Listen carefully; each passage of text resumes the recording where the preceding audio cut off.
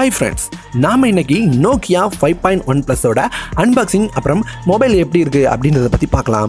Nokia 5.1 Plus பாக்ஸை பார்த்ததுமே நமக்கு பழைய ஞாபகங்கள் எல்லாத்தையுமே அப்படியே திரும்ப கொண்டு வருது. அதே போல பழைய மாதிரியே ஒரு மாடல்ல பாக்ஸை கொண்டு வந்திருக்கிறது, அதுவும் அதே சிம்பிளோட கொண்டு வந்திருக்கிறது ரொம்பவே நல்ல விஷயம் அப்படின்னு எனக்கு தோணுது.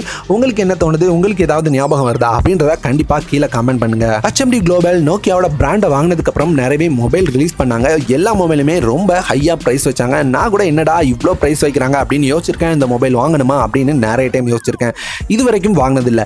ஆனால் இப்போ கொஞ்ச நாளாவே HMD குளோபல் ரொம்பவே இறங்கி வந்து பிரைஸை ரொம்பவே கம்மி பண்ணியிருக்காங்க.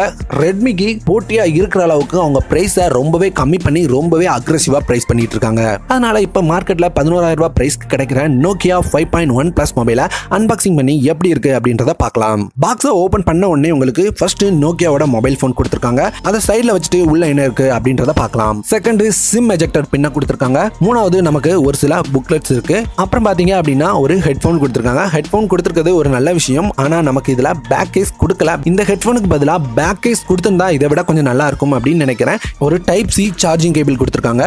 அப்புறம் கடைசியா ஒரு 10 வாட் சார்ஜிங் அடாப்டர். ஒரு 10 வாட் சார்ஜிங் அடாப்டரை அதுவும் இந்த பிரைஸ்க்கு பாக்ஸ்லேயே கொடுத்துருக்கிறது ரொம்பவே ஒரு நல்ல விஷயம். இப்போ ஃபோனை ஓப்பன் பண்ணுவோம். ஃபோனை கையில் எடுத்தோடனே ஃபீல் ரொம்பவே நல்லா இருக்கு. பார்க்கறதுக்கு ரொம்பவே லுக்காகவும் ரொம்ப அழகாகவும் இருக்கு. அது மட்டும் இல்லாமல் பேக்கில் இருக்க கிளாஸ் பில்டு மொபைலோட லுக்கை இன்னுமே அதிகமாக காமிக்கி. கையில் இருக்கும்போது ஒரு ஹை ரேஞ்ச் மொபைலை யூஸ் பண்ணுற மாதிரி இருக்கு, மிட் ரேஞ்ச் மொபைலை யூஸ் பண்ணுற மாதிரி இல்லை. பார்க்கறதுக்கு ரொம்பவே நல்லா இருக்கு. இப்போ எல்லாம் சைடில் வச்சுட்டு பிளேஸ்மெண்ட் எல்லாத்தையும் பார்க்கலாம். பேக்கில் பார்த்தீங்க அப்படின்னா நான் சொன்ன மாதிரி பேக்கில் பார்க்கறதுக்கு ரொம்பவே நல்லா இருக்கு. பேக்கில் உங்களுக்கு சென்டரில் டுவெல் கேமரா கொடுத்துருக்காங்க. கொஞ்சம் வெளியே வந்து இருக்கிற மாதிரி இருக்கு. அது கீழே உங்களுக்கு ஃபிங்கர் பிரிண்ட் சென்சார் கொடுத்துருக்காங்க. அதுக்கு கீழே உங்களுக்கு நோக்கியாவோட பிராண்டிங், கீழே அதுக்கு கீழே உங்களுக்கு Android 1 ப்ரோக்ராம் கீழே இந்த நோக்கியா மொபைல் இருக்கிறதுனால Android 1ஓட லோகோ கொடுத்துருக்காங்க. டாப்ல உங்களுக்கு ஹெட்ஃபோன் ஜாக் அப்புறம் நாய்ஸ் கேன்சலேஷன் மைக் கொடுத்துருக்காங்க. அப்படியே ரைட் சைடில் வந்தீங்க அப்படின்னா உங்களுக்கு வால்யூம் பட்டன் கொடுத்துருக்காங்க. அதுக்கு கீழே பவர் பட்டன்ஸும் கொடுத்துருக்காங்க. லெஃப்ட்ல வந்தீங்க அப்படின்னா உங்களுக்கு ஹைபிரிட் சிம் ஸ்லாட் கொடுத்துருக்காங்க. இதில் உங்களால் 2 சிம் கார்டு அல்லது ஒரு சிம் கார்டு ஒரு மைக்ரோ SD கார்டு ஒரே நேரத்தில் யூஸ் பண்ண முடியும். பாட்டம்ல primary mic, type C port அப்புறம் ஸ்பீக்கர்ஸும் கொடுத்துருக்காங்க.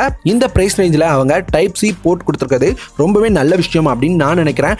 இதை பார்த்து மற்ற கம்பெனியும் கற்றுக்கணும் அப்படின்னு நான் நினைக்கிறேன். ஃப்ரண்ட்ல பார்த்தீங்க அப்படின்னா உங்களுக்கு 5.8 இன்ச் HD+ ரெசல்யூஷனில் பேனல் கொடுத்துருக்காங்க. இந்த பேனல் உங்களுக்கு பிரைட்னஸ் ரொம்பவே நல்லா இருக்கு. யூஸ் பண்ணுறதுக்கு ஏற்ற மாதிரி இருக்குது. நமக்கு வீடியோவில் அதனோட டிஸ்பிளேயோட பிரைட்னஸ் ரொம்பவே கவர் ஆகலை. ஏன்னா நான் யூஸ் பண்ணது Redmi Note 4 மொபைல். இதில் ஷூட் பண்ணுறதுனாலையும் கொஞ்சம் வெயில் அதிகமாக இருக்கிறதுனாலையும் என்னால் அதனோட டிஸ்பிளேயை நல்லா கேப்சர் பண்ண முடியல. இருந்தாலும் நமக்கு கையில் யூஸ் பண்ணும்போது அதனோட பிரைட்னஸ் ஓகே யூஸ் பண்ணுற அளவுக்கு இருக்கு. வெயிலில் கூட மேலே ஒரு பெரிய நாச் கொடுத்துருக்காங்க. இது பார்க்குறதுக்கு ஐஃபோனில் இருக்கிற அளவுக்கு பெரிய நாச்சா இருக்கு. இதில் உங்களுக்கு ரொம்ப பெருசாக இல்லாமல் ஒரு 8 MP ஃப்ரண்ட் கேமரா, ஒரு இயர்பீஸ் அப்புறம் சென்சார்ஸும் கொடுத்துருக்காங்க. அப்புறம் இன்டர்னல்ஸ் அப்படின்னு பார்த்தீங்கன்னா இன்டர்னல்ஸ் தான் ரொம்ப சூப்பரான வேலை பண்ணியிருக்காங்க. உங்களுக்கு ஹீலியோ P60 ப்ராசர் கொடுத்துருக்காங்க. இதை நம்ம Realme 1ல பார்த்தோம். ஹீலியோ T60 அப்படின்றது ரொம்பவே பவர்ஃபுல்லான ப்ராசர். அது இந்த ப்ரைஸ் ரேஞ்சில் கொண்டு வந்திருக்கிறது ரொம்ப நல்ல விஷயம். அப்புறம் இன்டர்னல் மெமரி அப்படின்னு பார்த்தீங்கன்னா உங்களுக்கு 3GB RAM 32GB internal memory வேரியண்ட்ல கொண்டு வந்திருக்காங்க. இந்த ஒரே ஒரு வேரியன்ட் மட்டும் தான் இருக்கு. கலர்ஸ் அப்படின்னு பார்த்தீங்கன்னா உங்களுக்கு பிளாக் கலர் அப்புறம் நேவி ப்ளூ கலர் 2 கலர் மட்டும் கொடுத்துருக்காங்க. பேட்டரி அப்படின்னு பார்த்தீங்கன்னா உங்களுக்கு 3600 mAh பேட்டரி கொடுத்துருக்காங்க. உங்களுக்கு அந்த சார்ஜர் பாக்ஸ்லேயே கொடுத்துருக்கிறதுனால உங்களுக்கு ஃபாஸ்டா சார்ஜ் பண்ண முடியும். கடைசியா சாஃப்ட்வேர் அப்படின்னு பார்த்தீங்கன்னா இது Android 1 ப்ரோக்ராம் கீழே வருது. அது மட்டும் இல்லாமல் இதில் ஓரியோ அப்டேட் கொடுத்துருக்காங்க. சீக்கிரமா இந்த வருஷம் லாஸ்ட்டுக்குள்ள உங்களுக்கு Android பையோட அப்டேட் வந்துடும் அப்படின்னு நோக்கியா தரப்புலேருந்து சொல்லியிருக்காங்க. அடுத்து finger print sensor. Finger print sensor use பண்ணுறதுக்கு ரொம்பவே ஃபாஸ்ட்டாக இருக்குது. ஆனால் ஃபிங்கர் பிரிண்ட் சென்சார் எந்த இடத்துல இருக்குது அப்படின்றது எனக்கு தெரிய மாட்டேங்குது. ஏன்னா கிளாஸில் இருக்கிறதுனாலையும் ஃபிங்கர் பிரிண்ட் சென்சார் ரொம்ப வெளியே தள்ளி இருக்கிறதுனாலையும் கை வைக்கும்போது நமக்கு ஃபிங்கர் பிரிண்ட் சென்சார் எங்கே இருக்குது, நம்ம ஃபிங்கர் பிரிண்ட் சென்சாரில் தான் கை வைக்கிறோமா அப்படின்றது தெரியவே மாட்டேங்குது. நிறைய டைம் நானே மாற்றி வச்சுட்டு இருந்தேன். கொஞ்ச நாள் போக போக பழகும் அப்படின்னு நினைக்கிறேன். மற்றபடி நமக்கு ஃபிங்கர் பிரிண்ட் சென்சார் ரொம்பவே ஃபாஸ்ட்டாக இருக்குது. அப்புறம் கேமரா அப்படின்னு பார்த்தீங்கன்னா உங்களுக்கு 13 MB f2.0 கேமரா கொடுத்துருக்காங்க. உங்களுக்கு டெப்த் சென்சாரா உங்களுக்கு 5 MB கேமரா கொடுத்துருக்காங்க. இந்த கேமராவில் எடுத்த ஃபோட்டோஸ் எல்லாமே எனக்கு ரொம்பவே பிடிச்சிருந்தது.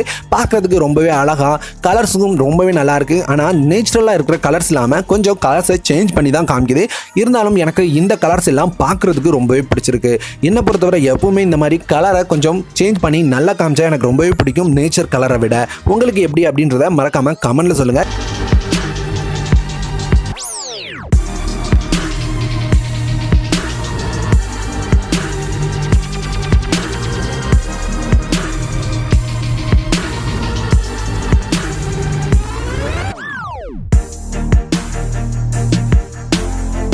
கூடவே கேமரால எடுத்த போட்டோஸ்ல எல்லாத்துலயுமே டீடைல்ஸ் ரொம்பவே நல்லா தெரியுது. இந்த போட்டோல பாருங்க, அப்படியே ஜூம் பண்ணி பாருங்க, எல்லா டீடைல்ஸும் ரொம்பவே அழகா தெரியுது. இருந்தாலும் எனக்கு இந்த கேமராவை பார்க்கும்போது ரொம்பவே நல்லா இருக்கு. அதுவும் இந்த பிரைஸ் ரேஞ்சுக்கு ஒரு நல்ல கேமரா அப்படின்னு தான் நான் நினைக்கிறேன். போர்ட்ரேட் மோடும் பார்க்கிறதுக்கு ரொம்ப நல்லா இருக்கு. டெப்த் ஃபுல்லா ரொம்ப நல்லா கேப்சர் பண்ணுது. போர்ட்ரேட் மோடுக்கு 5 MP கேமரா கொடுத்துருக்கிறதுனால போர்ட்ரேட் மோடும் ரொம்பவே நல்லா கேப்சர் பண்ணுது. ஏஜ் டிடெக்ஷன்ஸ் எல்லாமே ஓரளவு ஓகே அப்படின்ற மாதிரி தான் இருக்குது. பொக்கே மோட்ல போட்டோ எடுக்கும்போது நமக்கு லைவா பேக்ரவுண்ட் பொக்கையை அட்ஜஸ்ட் பண்றதுக்கான ஆப்ஷன் கொடுத்துருக்காங்க. நம்ம நினைச்சா எந்த அளவுக்கு பொக்கே வேணும் அப்படின்றத செட் பண்ணிட்டு நம்மளால போட்டோ எடுக்க முடியும். அப்புறம் நோக்கியால ரெகுலரா வர மாதிரி போத்தி ஃபீச்சரும் கொடுத்துருக்காங்க. உங்களால ஒரே நேரத்தில் 2 கேமராவும் யூஸ் பண்ணி போட்டோஸ், வீடியோஸ் அதெல்லாம் எடுக்க முடியும். ஃபுல் ஹெச்டியில் வீடியோ ரெக்கார்டிங் கொடுத்துருக்காங்க. வீடியோ ரெக்கார்டிங் எனக்கு பார்க்குறதுக்கு இந்த ப்ரைஸ் ரேஞ்சுக்கு ஓகே அப்படின்னு தான் தோணுது. அது மட்டும் இல்லாமல் EAS சப்போர்ட்டும் கொடுத்துருக்காங்க. உங்களுக்கு கையில் இருக்கிற ஷேக்கிங்ஸ் எதுவுமே வீடியோவில் தெரியல. பார்க்குறதுக்கு ரொம்பவே நல்லா இருக்கு. டிஸ்பிளேயை ரொட்டேட் பண்ண உடனே அந்த டைம் மட்டும் தெரிகிறது ரொம்பவே நல்லா இருக்கு. ஏன்னா அடிக்கடி நம்ம டிஸ்பிளே ஆன் பண்ணி டைம் பார்க்க வேண்டிய அவசியம் இல்லை. கடைசியா இதனோட விலை அப்படின்னு பார்த்தீங்கன்னா இப்போ இது மார்க்கெட்டில் 11,000 ரூபாய்க்கு சேல் ஆகிட்டு இருக்கு. நீங்கள் வாங்கணும் அப்படின்னு நினைச்சீங்கன்னா 11,000 ரூபாய்க்கு இப்போ மார்க்கெட்டில் அவைலபிளாக இருக்கு. வேணும் அப்படின்னு நினைக்கிறவங்க கீழே டிஸ்கிரிப்ஷனில் லிங்க் இருக்கு, கண்டிப்பாக செக் பண்ணி பாருங்க. நான் கையில் வச்சு யூஸ் பண்ண கொஞ்ச நேரத்தில் நான் ஃபீல் பண்ணது என்ன அப்படின்னு பார்த்தீங்கன்னா, ஹீட்டிங் இஷ்யூ ரொம்பவே அதிகமாக இருக்கிற மாதிரி இருக்குது. கிளாஸ் பில்ட் அப்படின்றதுனால ஹீட்டிங் ரொம்ப அதிகமாக தெரியுது. என் கையில் நான் யூஸ் பண்ணவே இல்லை, கையில் டிஸ்பிளே மட்டும்தான் ஆன் ஆயிருந்தது. அப்படி இருக்கும்போதே அதிகமாக ஹீட் ஆன மாதிரி இருந்தது. அதனால் ஹீட்டிங் இஷ்யூவே இருக்கக்கூடாதுன்னு நிறைய நண்பர்கள் நினைக்கிறீங்க. கண்டிப்பாக ஹீட்டிங் இஷ்யூ இல்லாமல் எந்த மொபைலும் இருக்காது. ஹீட்டிங் இஷ்யூ இருக்க மொபைல் வேண்டாம் அப்படின்னு நினச்சிங்கன்னா கண்டிப்பாக இந்த மொபைல் உங்களுக்கானது கிடையாது. ஹீட்டிங் ஆகிறத பற்றி எந்த பிரச்சனையும் இல்லை அப்படின்னு நினைக்கிறவங்க மட்டும் இந்த மொபைலை பை பண்ணிக்கோங்க. இந்த மொபைல் பற்றி வேற என்ன தெரிஞ்சுக்கணும் அப்படின்னு நினைக்கிறவங்களும் கீழே கமெண்ட்ல சொல்லுங்க. அது மட்டும் இல்லாம இந்த வீடியோ பிடிச்சது அப்படின்னா கண்டிப்பா ஒரு லைக் பண்ணுங்க. பிடிக்கல அப்படின்னாலும் என்ன பிடிக்கல அப்படின்றத மறக்காம கமெண்ட்ல சொல்லுங்க. நம்ம சேனல் பிடிச்சது அப்படின்னா நம்ம சேனலை சப்ஸ்கிரைப் பண்ண மறந்துடாதீங்க.